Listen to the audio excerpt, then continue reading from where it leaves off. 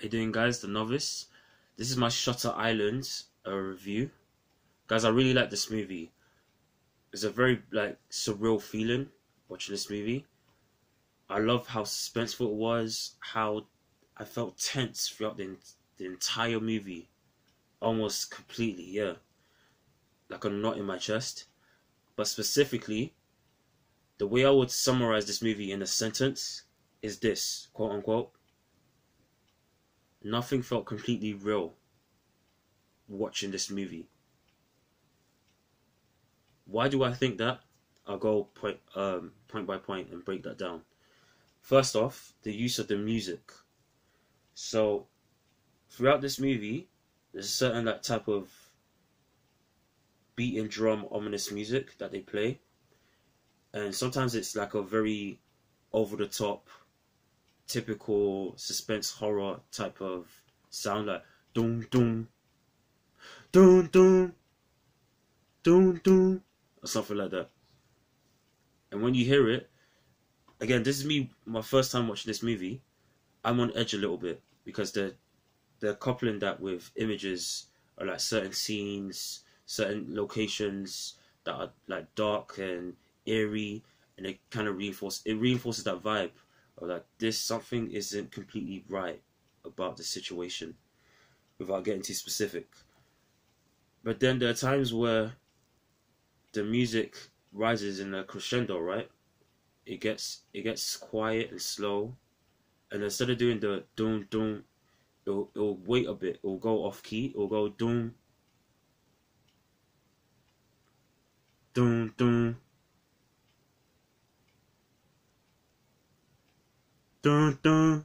You know, it will go it will go loud, or it will go low, and it'll go for a couple seconds without doing the beat, instead of doing it like it feels in time, and they'll go dun dun, and they'll go louder.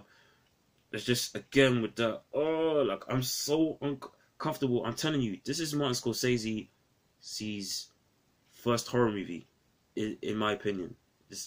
He did it well. Shout out to whoever did the mixing, the sound mixing on this movie, whoever, the editing department. Thumbs up to you. Well done, boy. Scorsese as well, obviously. But it just that mixed with the things you're seeing on screen, obviously it gave off that vibe that nothing feels concrete watching this film. Everything feels uncertain. And not uncertain like, oh, I'm not sure the character's going to do this or this. No, I mean, the situation itself just felt uncertain, just wrong and like off kilter. I couldn't really understand why. Which brings me to my next point about why nothing felt like completely solid and real in this film. The use of like dreams and flashbacks. So in this movie, they use various dream sequences and flashback scenes. I won't get into why, but all I'll say is that there are things in this movie, like pieces of information, that you get in dreams, but they also cross over into the main plot. And they do it in a way where you hear things about certain characters that I don't know how to completely justify watching this film and trying to analyze it and understand it simply. And it made me think about why, you know what, in a lot of ways, people don't think twice about how unreliable their own memory can be. I thought about myself, like, how many things have I thought to be real? And no, it's just me making it up in my mind. It's just me exaggerating the situation. But I by default, I just believe it to be true. I didn't trust my own sense of memory watching this film. But it was done in such a good way that I felt like I was confused. I was being confused on purpose. And that's a job well done as far as, again, Scorsese, the way they filmed this film, with the production, the use of CG in certain scenes as well, and like the production design.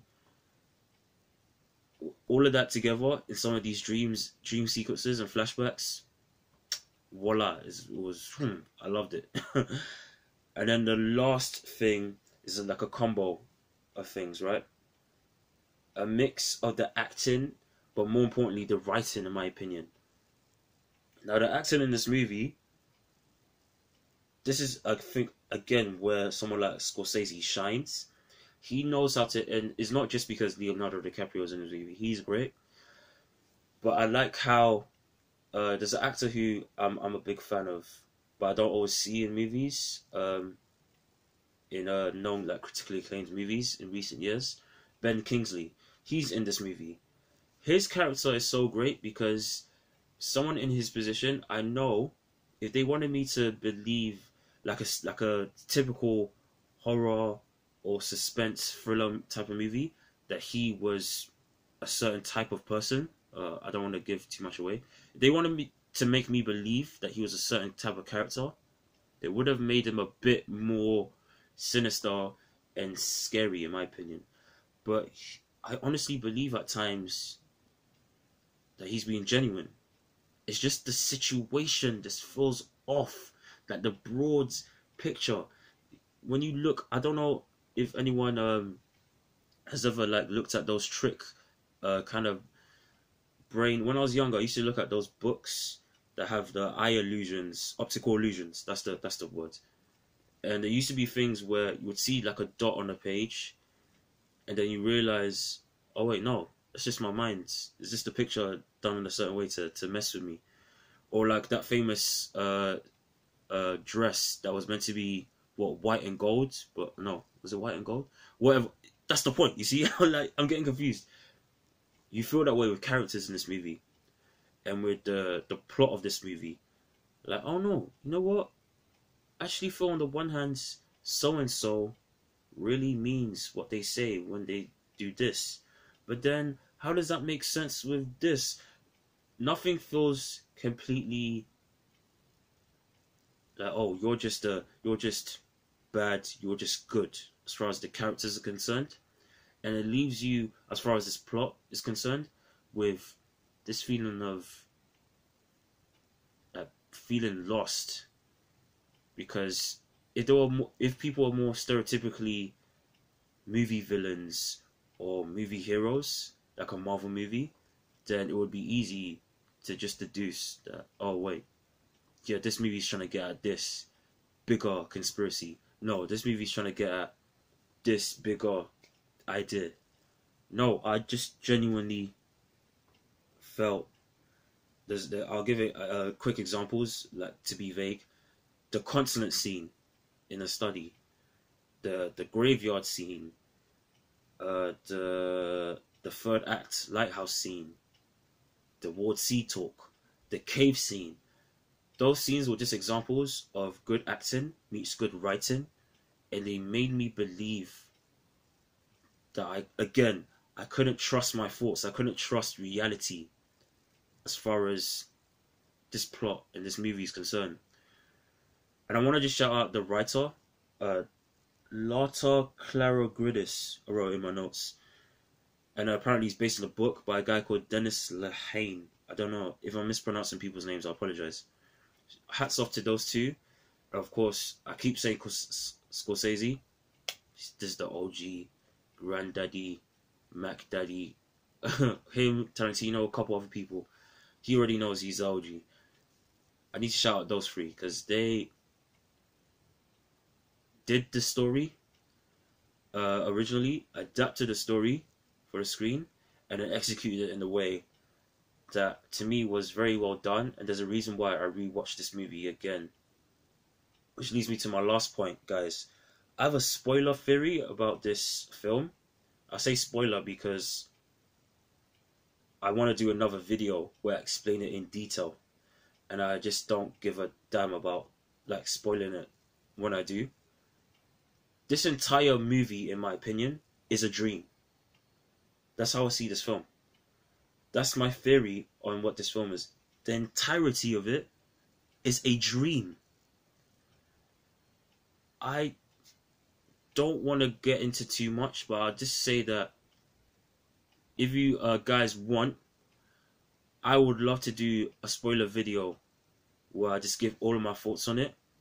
So please comment down below if you want me to do a full spoiler video on why I think that Shutter Island, the plot of it, the main story, the entire thing, is just a dream.